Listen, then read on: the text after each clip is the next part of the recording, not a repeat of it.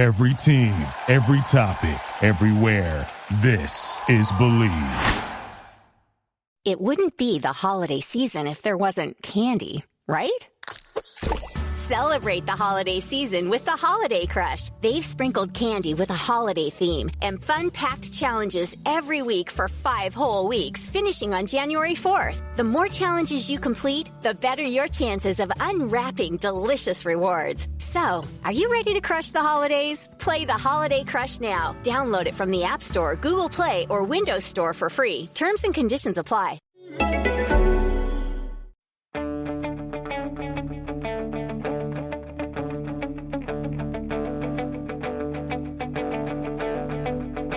Ich warte seit Wochen auf diesen Tag und tanz vor Freude über den Asphalt.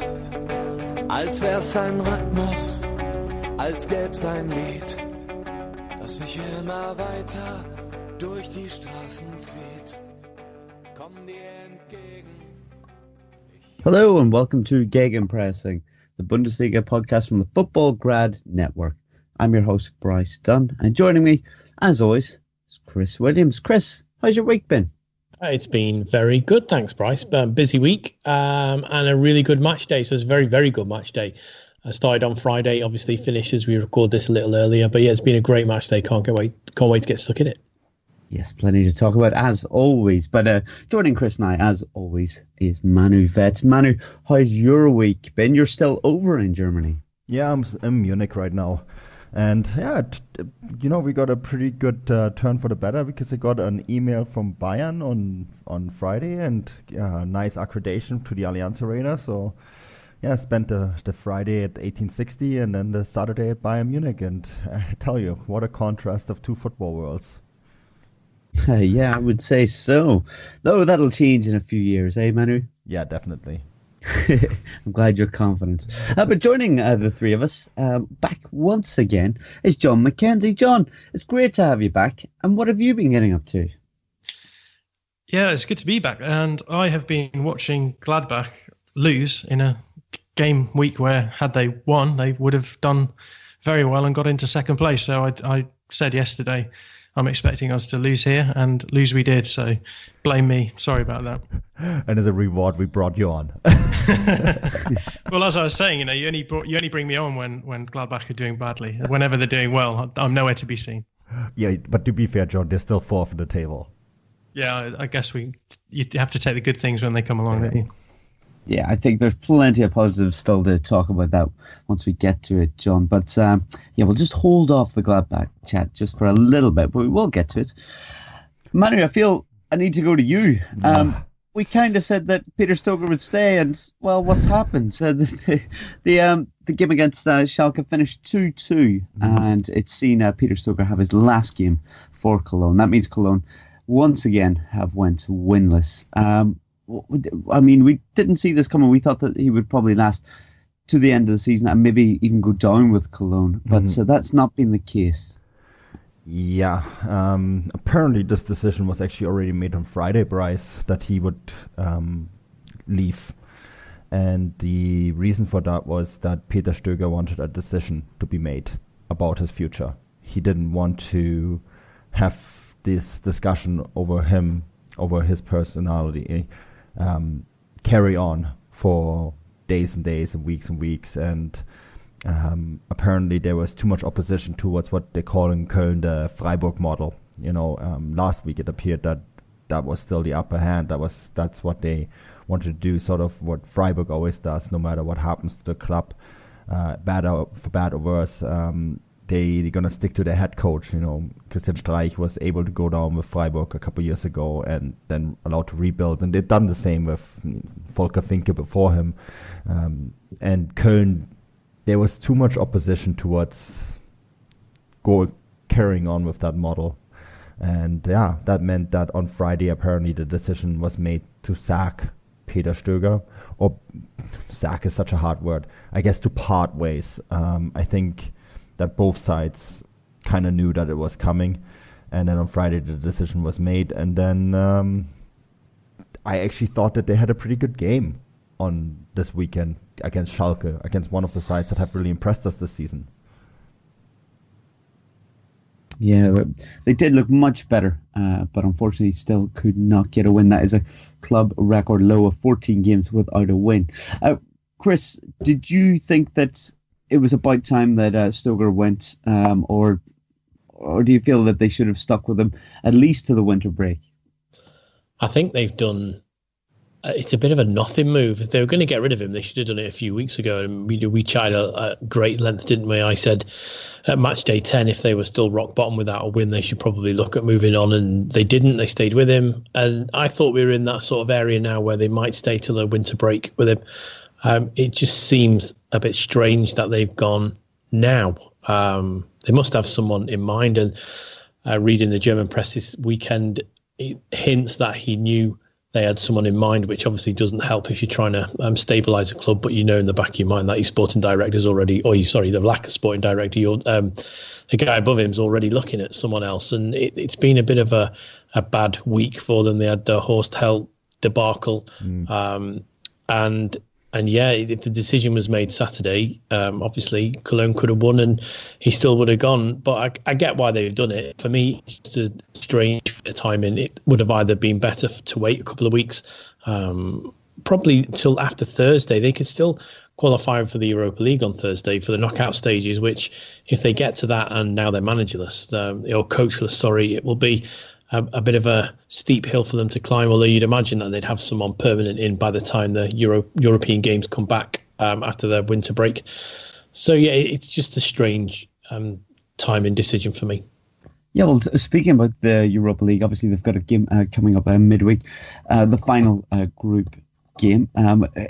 Obviously, a win would see them go through. John, do you think with youth coach Ruthenbeck coming in and taking the helm, do you think this is bad timing for them getting through to the next phase? Or do you think actually them dropping off out of the competition may not be a bad thing in terms of their survival in the Bundesliga? Yeah, I think the worst thing that could happen to them right now is for them to carry on in the Europa League, which is, I think, perhaps a negative way of looking at the competition. But given everything that's going on at the moment, it's very clear that they need to buckle down, focus on the league, sort out what's going on at the club, and the Europa League really isn't going to help them for that. And looking at the whole Köln situation, I find it quite interesting because with Stöger, you have so much of the model and the method is tied up with the man. It reminded me a little bit of Lucien Favre at Gladbach, and you remember when he finally went, he had a bad start to the season and he walked. And I think you have to do that because when you're so tied up in the club, as to be almost synonymous with the club, it can become impossible for clubs to get rid of a manager of that sort of standing.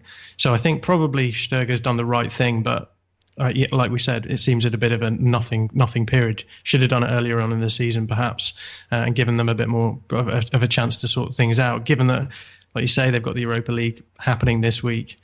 And then we're coming up towards the winter break. It just seems at the wrong time for me anyway. You know, he was pretty much set up to fail, though, I feel, Peter Stöger. The whole debacle with Anthony Modeste going to China in the summer, and then they didn't bring in, it's not necessarily that they didn't bring in a striker. I think that's not even the area that where they should have focused on. What they really lacked in the two games that I saw them was someone in midfield that strings it all together.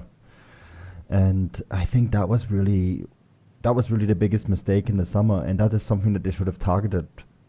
Someone who can just kind of string it all together and make it work for them. And obviously right now Jonas Hector is hurt and he's a massive loss for them, right? But when I watched the game, the pathways weren't there for players to run, and that's because there is no player that can do that for them. So I don't really know if a different coach would have had a better impact for them. And maybe Peter Stöger should have said in the summer when he got that offer from Dortmund, well, maybe it's a good time to move on and give this entire project over to someone else. But, I mean, in hindsight, you're always a little bit smarter. I think you make a good point there, Manu, that he hasn't been backed because, as we all know, in Germany it's a little bit different. It's those a little bit higher that make all the decisions about players coming in and out. And And Anthony Modesta was getting on a bit, and there's no way they could turn that money down. But the goals he scored and the drive he gave to the team last season, I don't think they could ever replace in John Cordoba. And that's not to say that he's a particularly bad player. He's just not the type of player that would drive the team on. I think that Modeste did, and also then, as you mentioned, it's who they've brought in. They've spent £6 million, so that's €6 million these days, isn't it? And they've brought in a couple of defenders, but are they ready to step into the plate? And if they would have been playing on the same level, are they Europa League ready? Probably not. No. And obviously they brought Claudio Pizarro in. I don't think he was the right thing to do either, and that was a very panic move for me. So I'm with you, Manu. I think he's been let down somewhat. He was quite brutal on Sky DE after the match. And the way he waved to everybody, obviously he knew then, and it came out sometime later, didn't it, leaked by the local press, that he's gone, which I believe is via Rothenbeck, who told his under-19 players that he was off, and that's where the leak came from. Well, I had Raphael Honigstein say that earlier this evening. Well, they knew on Friday. Everyone already knew on Friday, except for Peter Stöger. And then they still had to play that game on Saturday night. I mean, that's bad. It's really bad. And then, of course, they contacted Markus Anfang in Kiel, right, already on Friday. And he had a game as well. A promotion, a tough promotion challenge game against Fortuna Düsseldorf at home. And then, this bomb explodes in Köln ahead of the match day. I mean, that's just bad all around. Mm. Well, Manu, obviously you mentioned that Markus Anfang has been contacted. Is it likely that he's to come in at any stage? I mean, Holstein Kiel have done extremely well since being promoted in the summer. They're up top position with 32 points. I mean, is it likely that he's to make a move? I don't know if he really wanted to make that move. He's looking pretty good. The winter break is coming pretty quick in the Bundesliga too, and he's going to likely be first. And that's a good cushion to have, and there's a good investment base in Kiel right now at Holstein Kiel, and they really want to get that side into the Bundesliga. And the ownership or the investor group has said today that they want 10 million euros for Markus Anfang. Now you can say that's negotiation tactics, right? But at the same time, we've seen with the whole Horst Held debacle last week, right, where Köln contacted Held and then said, no, we actually didn't contact Held. Held contacted us, and the back and forward, and Kind demanding 2.2 million euros and all that stuff that went down, and then ended up with Held basically staying in Hanover. Doesn't really say much about Köln's position right now to get the people that they want. And I mean, personally, if I was Markus Anfang, I wouldn't take that job, because he has a realistic chance of coaching in the Bundesliga next season. Whereas with Köln, that chance is he could be a coach in the Bundesliga right now, but all he would do is planning for Bundesliga 2 football the following season, right? So I don't know. I can't see him making that kind of rational decision, and I don't think it's realistic to think that Köln are going to stay in the league. Very quickly, just before we move away from Cologne, Manu, we spoke last week about Horst Held possibly coming into Cologne. What's the update on that? Chris said things have got a little bit messy. Well, it's he said, she said, he said, right? Something like that. Is that the saying in English? Yes, that's exactly the saying. Okay, great. We leave it like that then. Anyways, apparently that's what happened, is that Köln said that they have ended talks with Held because they couldn't meet his demands, and then Held just before that said that he is not going to join Köln, and Hannover said that they won't release him anyways. So it was kind of like, I think Archie released a really fun tweet about this, is saying like, oh, I didn't want him anyways, right, kind of thing, because it sounded like that all parties involved were basically saying the other party wasn't interested anyways. yeah, it seems like the sort of thing where negotiations really didn't work well, and I feel like Köln missed a really big opportunity there because Hell would have been a good fit, but we don't really know who really said no in the end of the day. Oh dear, what a mess. Anyway, that was Timo Horn's 100th Bundesliga appearance, might I say. That's one of the few good things to come of that game, probably, for the Cologne fans. But moving away from that, we're going to talk about Dortmund now, another team that's their coach has been in the headlines for all the wrong reasons as well.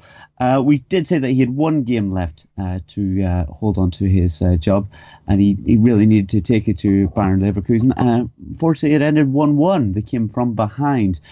It seems like he's held on to his job for a little bit longer, wouldn't you say, John? Or is that not going to be the case? Do we see him possibly parting after or before the Champions League game this week? Well, I don't know about the timing, but yeah, I do think he is on borrowed time at the moment. Again, not particularly impressive result yesterday, given that Wendell was sent off in the 41st minute and Bosch's team against 10 men couldn't break them down to get the win. So, yeah, I think it's an interesting one, isn't it? It's really not working, and we saw a similar situation in the Premier League with Frank de Boer at the beginning of our season over in England. And there is a really interesting questions to be asked about the way the Dutch coaching is going at the moment. Now, I think it's probably too easy to make hard and fast rules about these sorts of things, but you're seeing similar failures with Bosz as you were with Frank de Boer coming into a new side in a different context. Let's not forget a different league, a different country, and trying to impose a particular way of playing, a particular style of playing, which, despite the fact that it worked quite well at the beginning, was very, very quickly found out. And since it's been found out, it's been very, very hard to actually turn anything around. He didn't seem to have many tactical plan Bs. So you're left with a very, very big question. The question is, if you're bringing in a manager who has a very specific way of playing, and that's their big selling point, as soon as that doesn't work, the question is, what are you keeping them around for? What is it that the Dortmund expect Bosz to do? Do they expect him to now start tweaking around with tactics? In which case, the question is, why bring in a manager who has to sort of develop their own a new way of thinking just on the fly? So I think he's probably on borrowed time, and I wouldn't be surprised if he went this week, especially given what we've seen happening at Bayern. Getting rid of a coach, bringing in a tried and tested formula, working out, and now look at Bayern flying at the top of the league. So, yeah, I think he very much is on borrowed time. Chris, would you agree with John's statement saying that, it's only a matter of time before he goes? I mean, Zorc has come out today, hasn't he, and said that he wants to achieve a turnaround with Bosz at the helm, but do you think that that's possible? I think once you get the backing of the Borussia Dortmund management, you're on limited time. Tuchel had the backing, didn't he? And was on borrowed time. I think maybe we might see him go this week. I can't see them getting any sort of positive result in the Bernabeu against Real Madrid at all. And therefore, I don't think they will qualify for the Europa League, because I can see Spurs maybe playing not a weakened side, but maybe a less of a side against Apoel, because they're through already, and they're not doing particularly well in the Premier League at the moment. So that will fall into Bosz's hands as a problem for him. I'm disappointed. I thought they were poor on Saturday, especially, as John said, when they were down to 10 men. He changed it around a bit, went 3-4-3. You can say he's unlucky because Maximilian Philip gets a terrible injury early on. And then Castro goes off later on as well. But they just seem any lack of direction. I don't know if they're unsure of the system they're playing, or if they're not unsure of what they're being told to do. But there's definitely something amiss, because you can't have a team with the likes of Socrates, Schmelzer, Subotic at the back, and they didn't look comfortable at all. And look at who's in midfield: Guerrero, Weigl, Sahin, Castro. They didn't look particularly good. Christian Pulisic had a bit of an off day. Maximilian Philip, you didn't really see much from him. And then Yarmolenko, who was okay, but if it's not for Roman Berkey, it's 3-4-0 early on, and there's absolutely no coming back from that. And I'm sure Bayer Leverkusen will be devastated that they haven't got all 3 points in this, because they started a lot better. They were able to play between the lines. I thought that Havertz was great. Bender was great in the middle as well. Kevin Volland looked excellent again. And even at the back with Jonathan Tah looked okay, even when they went down to 10 men, and they lost that sort of impetus that you had, that they needed to take him on. But I think Dortmund could have still been playing now, and it would have been 1-1. Manu, do you see Borussia Dortmund actually sticking with Bosz for the reason that there's not many options out there at the moment? I mean, what's your take on that? I mean, who could possibly come in at this stage? Well, Michael Zorc said that they want to achieve the turnaround. He actually used the English word turnaround with Peter Bosz. I guess we all know that, what do you say, the word of confidence is the last thing a coach wants to hear in this kind of situation from their sporting director. I think that the real problem is here, and I think you kind of hinted on that already, is that who are you going to bring in? Who is available right now? And I think it's quite telling that Matthias Sammer and Ottmar Hitzfeld, of course, two coaches that won the championship, and Ottmar Hitzfeld even won the Champions League with Borussia Dortmund, have already said in public that they're not going to take the Borussia Dortmund job. Now, if your sporting director is saying they want to do the turnaround, want to achieve the turnaround of the head coach, and in the meantime other coaches who have coached Borussia Dortmund in the past are saying that they have no interest in taking the job, well, who asked them in the first place, right? This is the kind of thing that I'm wondering about. But I guess they want to achieve the turnaround, or have to achieve the turnaround with Peter Bosz, because I don't see anyone available. One of the things that have been talked about quite a bit during this weekend was that Julian Nagelsmann could come in 2018. I don't think that's quite unrealistic, to be honest, but someone would have to take over until then, and that person was Armin Fee. Now, I'm not sure Armin Fee would do a much better job than Peter Bosz right now. And I think there you really have the big issue, right? Is the trainer market. There isn't that many candidates available that could take this job. And this isn't just true for Borussia Dortmund. I mean, we saw Bayern München look for a replacement for when they fired Carlo Ancelotti, and they had to bring Jupp Heynckes out of retirement because the trainer market, there isn't many candidates available right now at this very moment who could take a club. And we're talking, Borussia Dortmund, I think they ranked 4th or 5th in Europe. They're one of the biggest teams in European football. So they can't just go and take XYZ coach, right? They need someone with a big profile, and they need someone who not only can fix them, but can also give that team the stability and challenge for one of the top 4 spots in the Bundesliga, which they're not in right now. And I can't see anyone like that right now. That is really the biggest challenge. Who are you going to bring in at this very moment who can achieve the turnaround? I mean, the one guy who could do it is someone like Jupp Heynckes, but he's now at Bayern München, right? So it's a very difficult situation, and this is, I think, the only reason why Peter Bosz is still in his job. It wouldn't be the holiday season if there wasn't candy, right?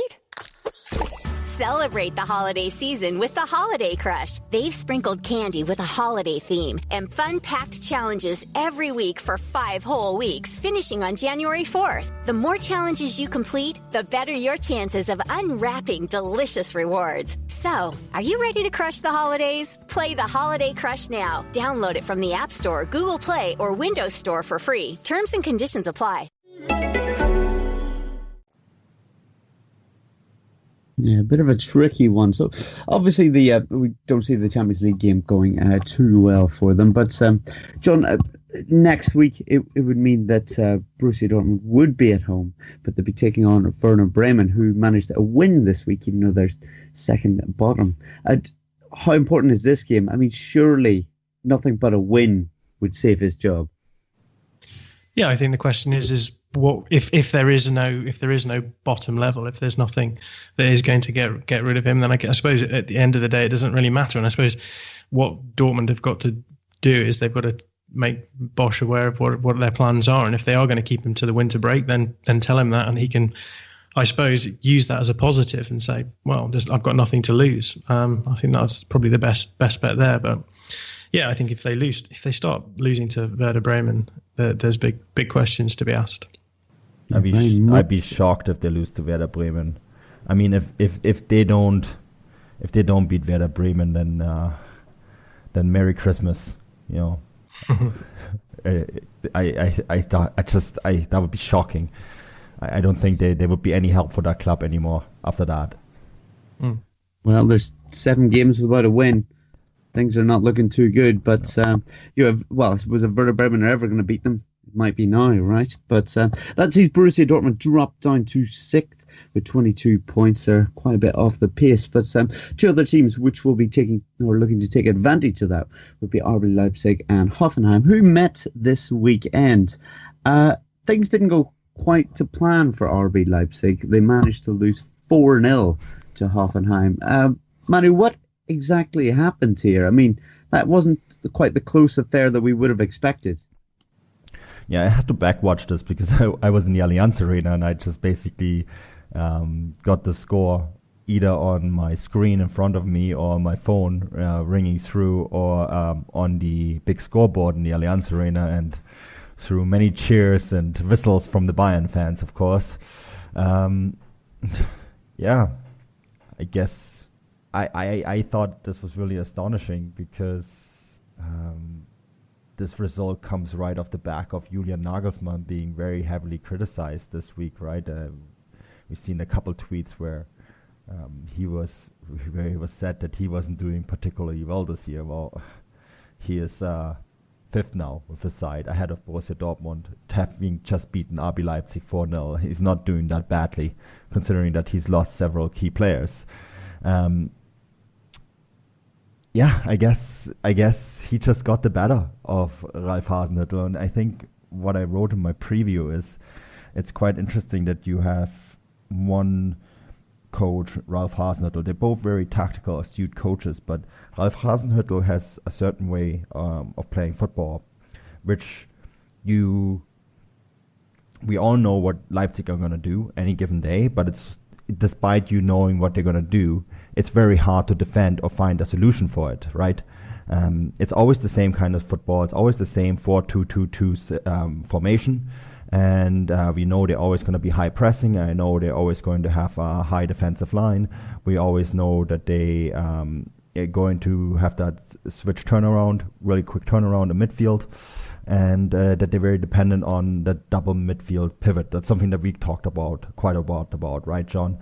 And even if you know all those things, they're still very difficult to play against. And I guess Julian Nagelsmann figured it out and shut it down and got the result that he, not only that he needed, but I mean, this is an impressive result. He beat Leipzig 4-0. There's not many sides in Germany that can do that.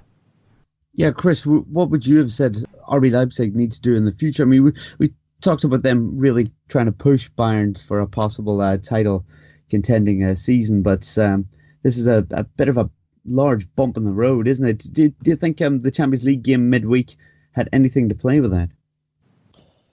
Not sure. As in them looking forward to it? Yeah, maybe you just had one eye on the Champions League game rather than 2 eyes on this one and really taking it to Hoffenheim. I don't think they did. I think it's more that Hoffenheim were able to counter all their normal attacking options that they get, and Manu's already mentioned that double pivot, and you negate that and then you start the quick transition, which is I think pretty much what they did. Also, they played some fantastic football as well, and boy did I choose the wrong game to watch live at 3:30 German time or 2:30 UK.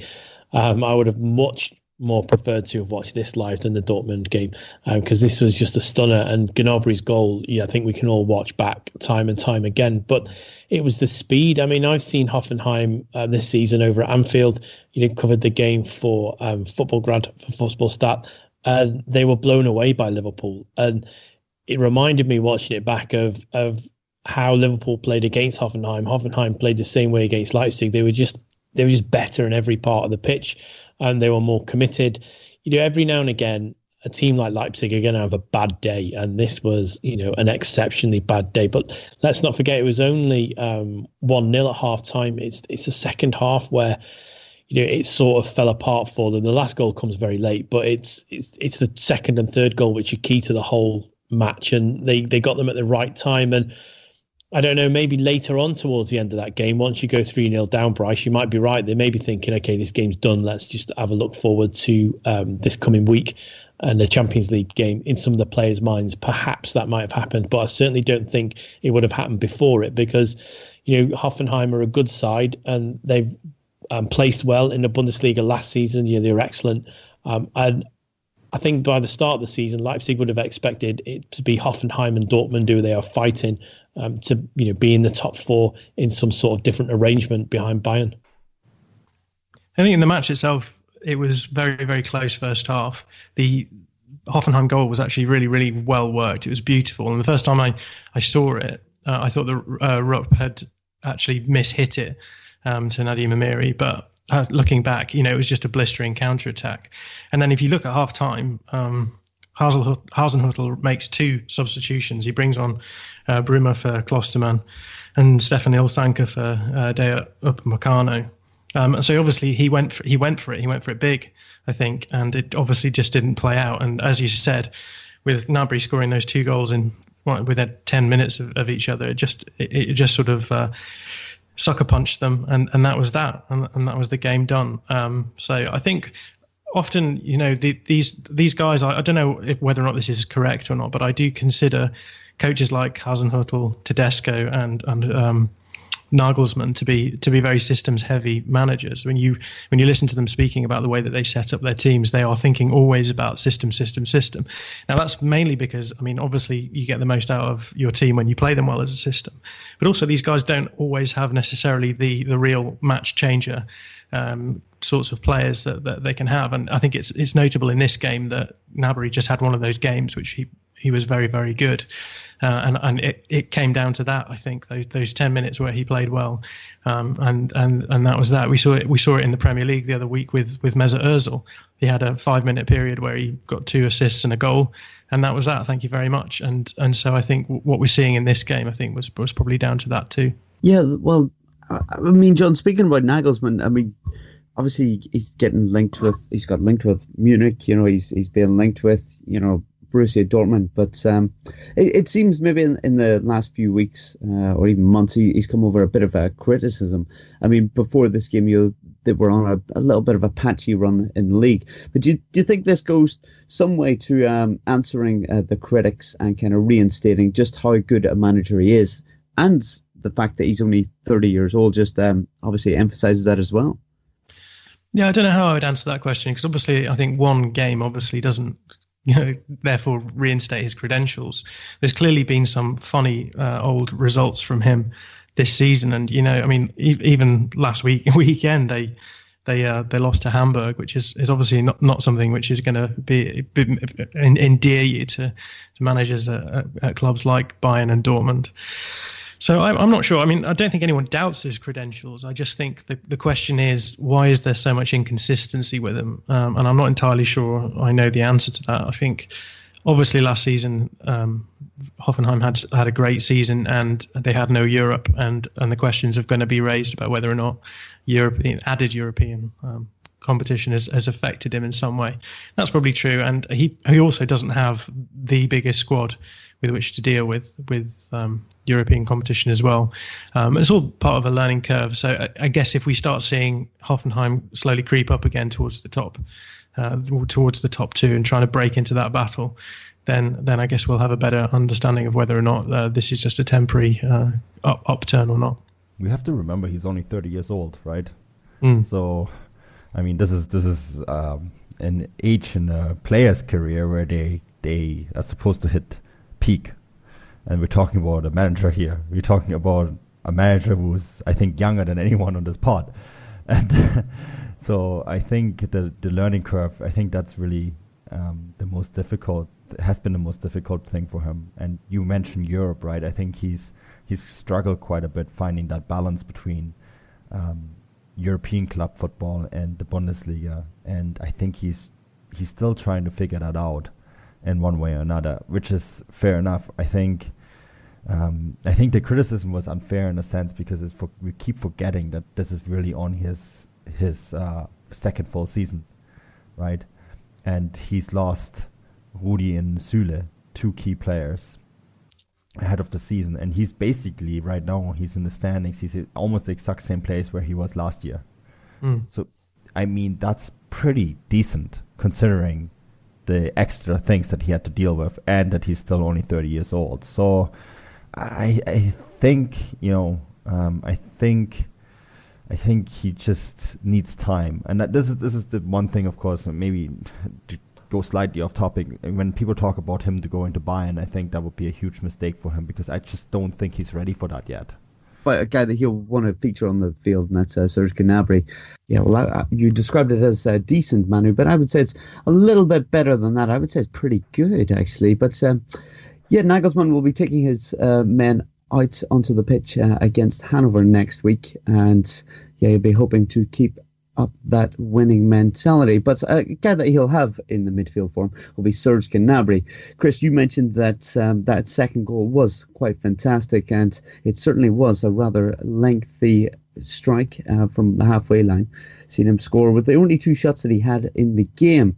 Manu, let's talk Serge Gnabry a little bit. There was an article came out this week, Bayern Central, mentioning the possible replacements for Ribery at Bayern, and Gnabry wasn't even on that list. I mean, surely from next season on, he's going to be one of the main players there, is he not? Or do Bayern not see him as a potential, midfielder for them in the future? Definitely, yeah.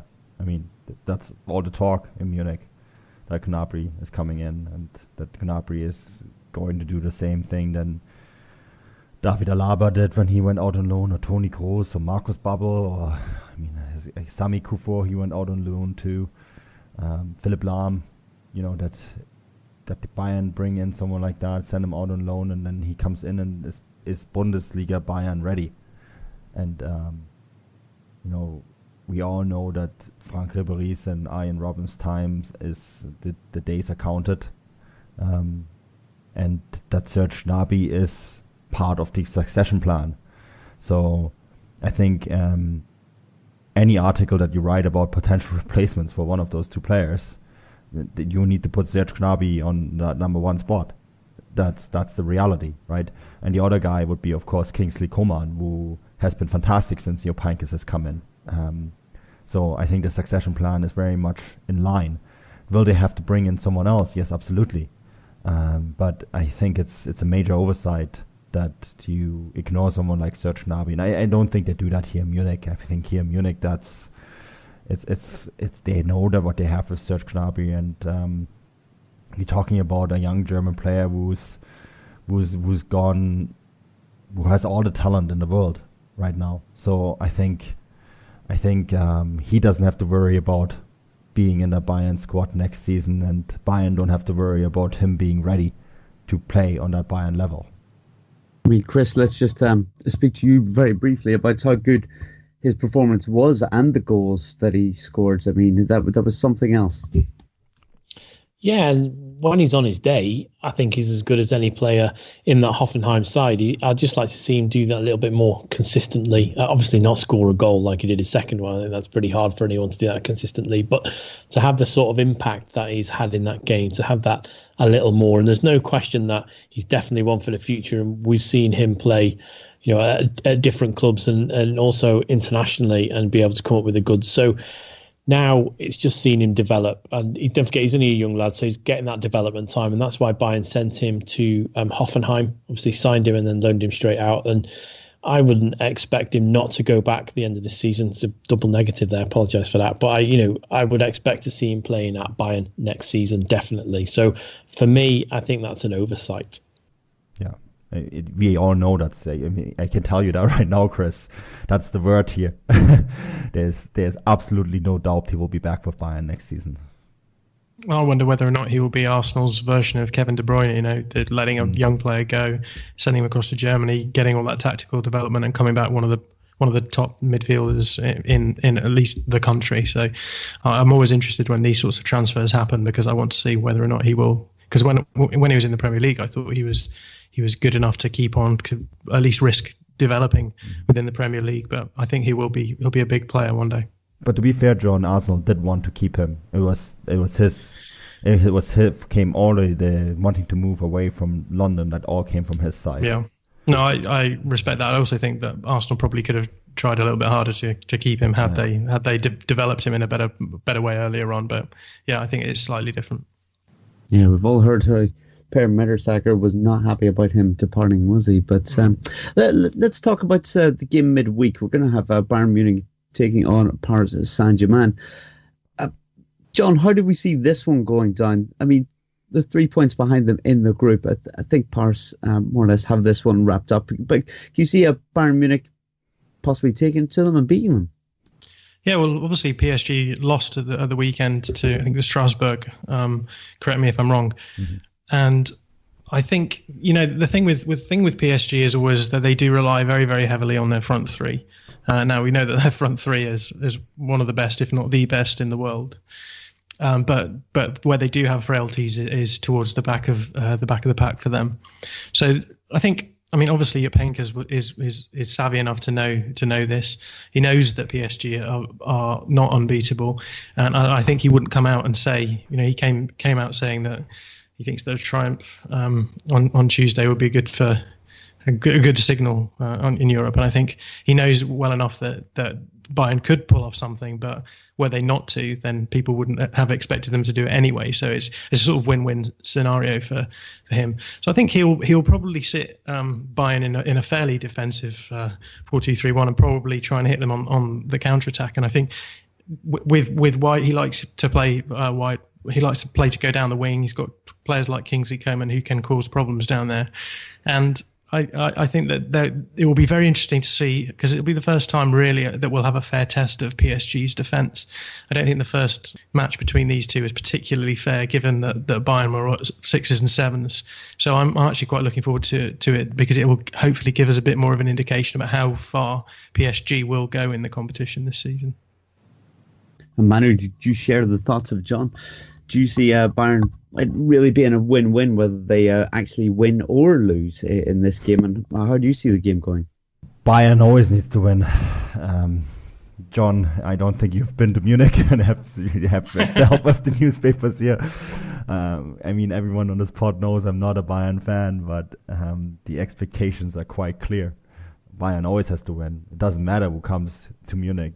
Bayern has to win. I think anything but a Bayern victory is a disappointment.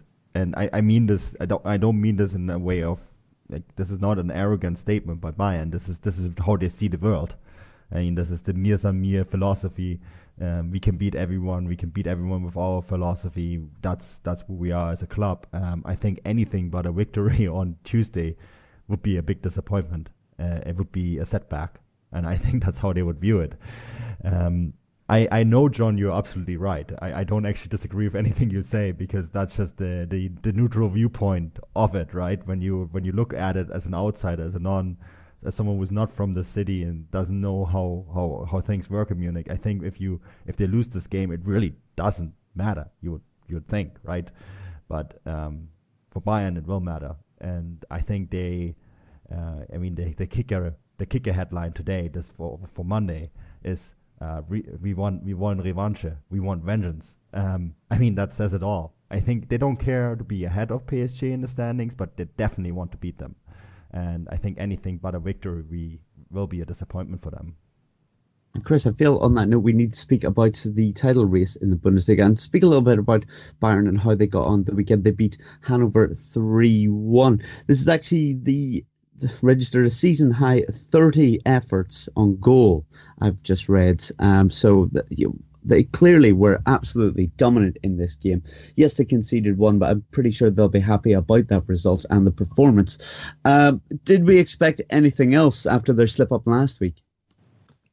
I don't think we expected anything else, but having watched the game back, I don't think they had it all their own way. I thought they were pushed very hard by Hanover, who were depleted for that game. So you can only imagine that if they would have been at full strength, They would have given them a better game if the penalty's not retaken and Ulrich doesn't save the second attempt. They went on to equalise in inverted commas quite quickly after that. So that could have been a 2-1 lead for them at one point. But Bayern do what Bayern did, and they saw the game out, grinded it out, and won. I don't think it was convincing as maybe the scoreline suggests. But what is quite intriguing, though, and I want to thank Kevin Hatchard for this, one of the Bundesliga commentators, is that we've seen Bayern lose, and they lost last week, and the team that have beaten them for the last 8 times have gone on to lose the next game, which I think's amazing.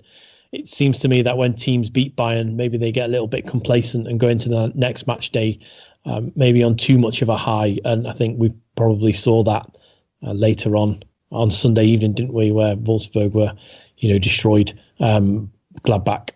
So I think that's an interesting standpoint from the league. But back on that particular game, I thought Bayern weren't lucky, but I didn't think they were at their best. And I thought Hanover were unlucky. It's an interesting one, though, Chris, because we've been saying now for weeks that Bayern are beatable. And Bayern were very dominant in this game. And they had a fantastic game in a lot of ways. But at the same time, until they scored the third goal, there was a sense in the stadium that this game could slip out of their hands. They were not invincible. In past years, and this is something I said afterwards to a few of my colleagues in the press box. In past years, this would have been a 5-6, 7-0 victory for Bayern. But in this game, even though they had these chances, Thomas Müller missed a sitter, there was always that sense that Hannover could get back into this game. And we're talking about a side that's recently promoted, right? So that sense of them being completely invisible at home is gone. Oh, most definitely. And you were there, so you'll have seen it better than I did. But looking back, I thought Hanover had the chances, especially as I say with the penalty retake and then the goal so soon after. They did have an opportunity there. If they would have had the rub of the green their way, they would have been ahead. Now, Bayern are strong, and the second half of the second half, the final quarter of the match, they were dominant, and I thought Kingsley Coman had an excellent game looking back on it. But you're quite right; they're still there for the taking. And we said that if they get a real test, how would they be? And maybe they got that test last week, and maybe they were just clever enough to ride it out this particular match day. I think this is something we're seeing as well in just the top European leagues. If you look at the stats, they had Bayern had 70% of the possession to Hanover's 30, obviously. Bayern had 29 shots, of which 12 were on target, to Hanover's 8 shots, 4 of which were on target. And, Bayern making more passes, they've got a higher pass success rate, etc., etc. This is something we're seeing in the leagues around Europe at the moment. In the Premier League today, Manchester City, who are far and away the best team in the Premier League at the moment, struggling to beat West Ham, who are right down in the relegation zone. I think that there must be something going on in world football whereby there's a recognition that you can sit deep against these sorts of teams and they will struggle. And I think with a development of tactical understanding, that it's a lot more of a possibility to cause problems for really, really good sides. So I think then there may be an element of that coming into it as well. And that's why I think in the Champions League, things look a little bit different, because in the Champions League generally, at least by the time you get to the knockout stages, the big European clubs just tend to go for each other a bit more, and the games open out, and that's when you can really tell that's when a club's quality really comes to the fore. But we're seeing this a lot. I think we're seeing it in La Liga as well. We're seeing it in Serie A, clubs who are very, very well drilled defensively, being able to cause the teams you would think would have no problems at the top of the division, causing them problems. Well, it's an interesting trend too that we have followed quite a bit in the Mexican league, right, Bryce? Is that the top teams there don't give the ball to the opposition, and then just hit them on with, because the top teams have better athleticism rates, so they just hit the teams on counterattacks, but basically leave the ball the majority of the time to the opposition. And we've seen this trend coming over to Europe. I guess even a side like Hanover, because in terms of athleticism and training, you can almost create an even field, right? through the board. And so if you are able, and you saw this in this game, the Hannover Bayern game, you saw that quite a bit, that Hannover was so quick. When they got the ball, they were so quick to play it forward and just hit them really hard. And even in the 90th minute, and 2 or 3 years ago, a team like Hannover would have been dead on the legs because they were just defending, right, for 90 minutes against an opposition that was making them run because they had the ball all the time. But now these sides are so well drilled that they can withstand that pressure and then still have the stamina to hit a top team late in the game, right? And I think that is a big difference maker. And Manu, that brings us on to our next point of whether the league is actually a lot more competitive than what maybe outsiders would give it credit for.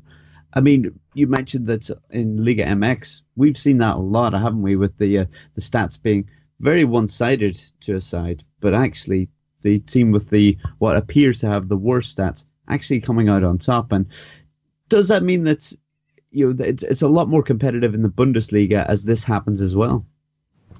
Yeah, people will take a quick glance at the Bundesliga table and see Bayern on top with 6 points. I don't think that gives us the whole picture. I think when you look at the standing and you see Bayern have out of 14 games they have only won 10. That is not fantastic. In recent years that would have been a major failure for them. I think what you see is that a whole bunch of sides are currently pressing up the table, pressing up the standings, and have done a lot better than in the last 2 years. I look at Schalke, Leipzig keep on developing. I'm pretty sure Borussia Dortmund sooner or later will figure out what's going wrong. Borussia Mönchengladbach, your side, John, is playing really well, very good football at times. And then, of course, today we've seen the resurrection of Wolfsburg. They sooner or later will push up the table as well. Bayer Leverkusen, yes, they're currently sitting in ninth, but they're really only one win away from fourth spot. It's compact, and all these sides are also good enough to give Bayern a month for their running, like last week when Gladbach beat Bayern, right? So I think the league is more competitive, and I was a little bit worried in the beginning of the season that there wasn't enough talent in this league, but there's been a real nice emergence that a lot of clubs have brought up young players that can beat defenders in one-on-one situation, that are dynamic, that are technically astute, that are fast, and it's gotten, like, the last few weeks have been a lot of fun to watch, and I think that the league is a lot more competitive than what people say. I think there's a lot more depth. I think that's the issue. Like, when you've got a team as good as Bayer Leverkusen in 9th place, and Bayer a very good side, what's happened is that the depth has dropped down the league, and so the clubs between 2nd and 9th are taking points off each other, which never happened as much. So you would have a much closer, perhaps, title race with Bayern. I know that's not always been the case, but what we're seeing Leipzig lose to Hoffenheim. We're seeing Gladbach beating teams who they might not have beaten last season. We're seeing Schalke looking good as well. And so I think that what's happened is the depth has dropped down, and this actually means that there is more competition, but it still favours Bayern in that respect. But I think a lot of that has got to do with the fact that you've got so many young, exciting coaches coming into the Bundesliga. And it was interesting for me hearing Raphael Honigstein talking last 2-3 weeks ago when he did his spiel on Jurgen Klopp, and him saying what an effect Klopp had on just general coaching in Germany, being able to make coaching a thing that wasn't necessarily correlated to being a great player. And you're seeing the benefits of that now, that there are coaches coming up. We see that with Marcus Anfang as well. If he comes up next season, another exciting coach in the Bundesliga, making the league a more competitive league. And I know that Manu and I have disagreements about the relationship between the Premier League and the Bundesliga, but the Bundesliga, I think, is more competitive at the moment than the Premier League is. Oh wow! I didn't expect you to say that. That's okay. I think the top six are more maybe competitive in the Premier League, but then it drops off a lot. You get the top half of the table is competitive in the Bundesliga. I think we agree more on that than you think, because that's exactly the assessment I have. I think the top 6 teams in the Premier League are more competitive, but what comes after that, I think the Bundesliga, below the top 6, is a lot deeper. And you really see that with teams like Werder Bremen and Köln currently being at the very bottom of the table, right? And I think one of the big reasons, of course, is the smaller league, which 2 less teams makes means that you're gonna struggle if you have a few bad games. And what I would add to that is, if you look at the teams at the bottom of the Premier League who are struggling, they are some of the big teams who've got managers who aren't as tactically astute as you're getting in the Bundesliga. So you're getting managers like Alan Pardew, and you're getting managers like David Unsworth at Everton, and these big clubs, people who don't think they will struggle because they've got good players. They've spent a lot of money on their players. They're actually struggling because there's only so much you can do without tactics. And I think as tactics kind of picks up as a general phenomenon that's considered a good thing amongst coaches, the Premier League can't just rest on its laurels. So we have some of the best tactical managers in the top six, and then beyond that, sort of it can drop away a little bit. And it's been a real season for tactical astuteness in the Premier League this season. And I think the Bundesliga is streets ahead of the Premier League in that regard, which is why we're seeing so much depth. Well, you see that with like someone like Peter Stöger, who's definitely not a bad coach, but he just, there's so many other good teams around him that are just doing a better job. I think it would definitely go along with that. That's always been the thing with the Premier League, that top six is so competitive. And that's really something that where the Bundesliga has to go to. But it's really difficult in German football to establish yourself in that top six, because that entire league is so strong, right? And everyone seems to be always come up with a new plan, with a new game plan. And so you don't have these set structures developed in Germany, except for Bayern at the very top, right? And Dortmund, I guess sooner or later will get back there. But yeah, it's an really interesting comparison. Jon, while you're here, I feel we have to ask you about Gladbach.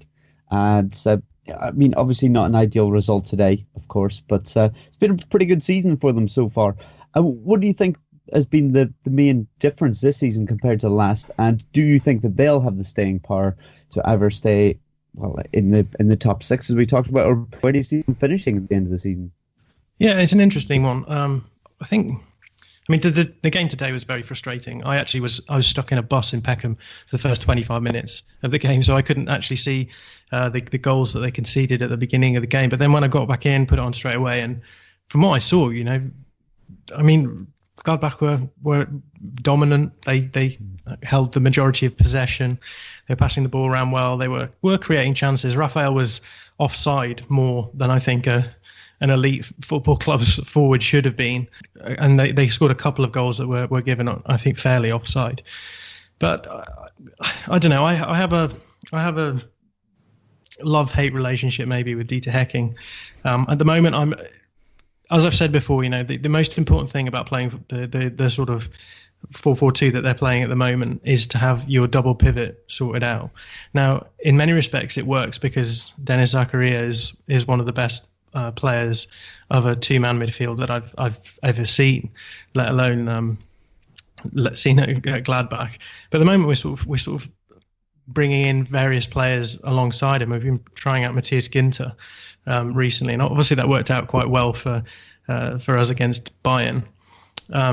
And again, it didn't last that long this week because Tony Janschke got injured again in around the 30th minute, and Ginter dropped back into the central defensive area, and Nico Elvedi moved across, and they brought in Michael Cuisance, who I've been impressed with. But again, they brought him in at a point when they were already 2-0 down.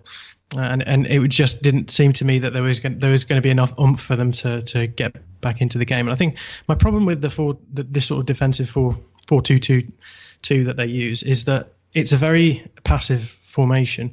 You're often waiting to hit people on the counter-attack, and you're often waiting for something to happen. And when you go 2-0 down, you don't really want a passive formation anymore. You want to have something maybe a little bit more active. So I would have liked to seen Hecking do a little bit more, perhaps. And the issue is then you've got two strikers who are both very much false nines, number 10s even, and sometimes you see Lars Stindl, who, like, again, I totally love the guy, but he drops very, very deep into central midfield areas to pick up the ball, and you're just not putting enough pressure on the opposition goal. So I think that at times Gladbach have looked fantastic this season, and at times they've looked very, very flat and very, very unimaginative, and I'm not entirely sure what it is about the difference between those two states that they can adopt. That I'm not entirely sure what causes that difference.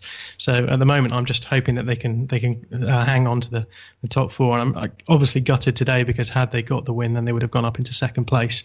And I said to the guys before the match kicked off that literally every game went Gladbach's way over the course of the match day. So it was only right that they then lost the game against Wolfsburg, who are very much beatable this season. So there we go. There you go. That was Gladbach covered. You'll be happy, John. We've covered it. We've got you on. They've lost. You're on now. You've had your spiel, but obviously we'll get you on. In the coming weeks, I would say, as well, I would imagine a pretty good season is going to continue for them. But I think just before we go, we have to talk about the World Cup draw very quickly. I mean, we've said all along that Germany will probably win the World Cup, with one of their many sides. But Chris Williams, do you actually believe that England are going to get to the final and face Germany? So if anyone's wondering why I've come up with that prediction, it's because I used a World Cup predictor, and I think with the teams that I put would win their group and who England could face, I think Argentina are beatable, and as are Brazil. I just don't think Germany would be. So it depends whether England can show their full worth, like they have done in the youth levels, a European and world competition. The World Cup draw, I think for one of the first World Cups I can remember, there's no evident group of death. It seems like all the teams are nicely spread out. So we should have a good knockout competition. The group that I'm going to keep my eye on the most, I think, is Group A, where the Russians are, because I don't think there's a set favourite. So if we're going to have a group of death because there's no main strong unit in there, I think it could be Group A. So Russia, Saudi Arabia, Egypt or Uruguay. I'd fancy the Uruguayans to go through, but you would hope that the Russians would go through as well, because it keeps the interest in the host nation alive. But Egypt are an excellent side, so they could push Russia. So I think Group A will be the one to keep an eye on for me, Bryce. Good. Manu, are you happy with the draw, being a German national? Yeah, Sweden, Mexico, and South Korea. Korea Republic. Yeah. 3 attractive opponents and a doable group, I think. Good for football crowd, though, Mexico versus Germany. Absolutely, and I want to point out right here that we going to discuss the World Cup draw in great detail on the Football Grad podcast this week. Yeah, I would say we'll probably speak about it on the Galazzo pod all right as well later this week. But guys, I think that more or less does it for this week. I think we've covered plenty. John, as always, thank you very much for coming on.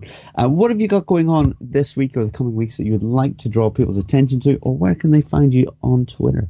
So I'm doing a few press box appearances this week in the Champions League. Hopefully one for Football Grad, but I guess we still watch this space.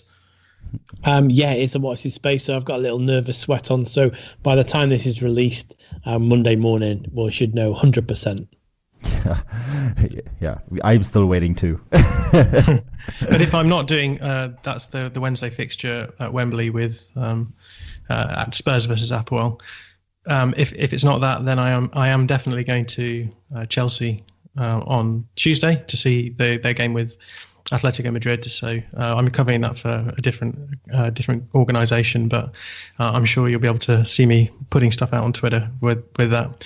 So yeah, I'm looking forward to doing that, and I'm actually going to Wembley again on Saturday, but I'm going in the capacity of a friend of a Stoke fan. So I shall be in the away end. So hopefully the atmosphere will be a lot more exciting than when I was at Wembley a couple of weeks back watching Spurs in the home end, which was one of the most mausoleum-like experiences I've ever had. And I've been to the London Stadium as well. So. Well, let's just hope that those Spurs fans can see that you have a good party atmosphere there, better than the last time. But John, where can people find you on the likes of Twitter? I am at Jon_Mackenzie, and John is spelled without an H, and Mackenzie has an A between the M and the C. So there you go. No excuses now.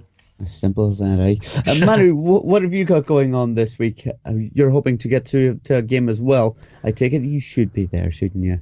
I'm still waiting to hear back from Bayern and Leipzig and Hertha. So I guess I'll know by the time this podcast is out. But yeah, I mean, we're going to cover that, and then I'm heading to Berlin pretty much no matter what for the weekend, and doing Leipzig-Mainz on Saturday, and then we'll be talking after that. So I'll reveal what I'm going to do after that. But yeah, but it'll be plenty. It'll be plenty, no doubt. I'm sure. Yeah, definitely. You can find all of that at Footballgrad Live. We have a good Instagram account too, at Footballgrad, just at Footballgrad, and then of course you can follow me at Manuel Veth. Yes, indeed. And Chris, what have you got going on? Well, I will be at Stamford Bridge with John. I'm covering it for Footballgrad, not another outlet. Sounds like a Chinese club, doesn't it?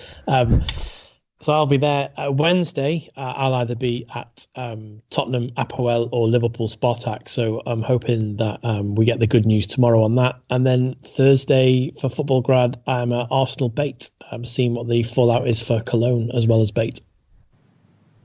Exciting times. I'm very busy in the Footballgrad front. I've been your host, Bryce Dunn. You can find me on Twitter at Bryce Dunn11. I suppose the only thing I've got a shout out for it will be the Golazzo podcast, which will probably come out 24 hours after this one, where we'll talk about the Liga final, who's to be in that, and also the World Cup draw. Guys, as always, if you enjoy the podcast, please head over to iTunes and give us a bit of a rating, some good positive comments. Apart from that, that more or less does it. Enjoy the midweek games. You'll find everything at Footballgrad Live that you could possibly want covering them. And auf Wiedersehen.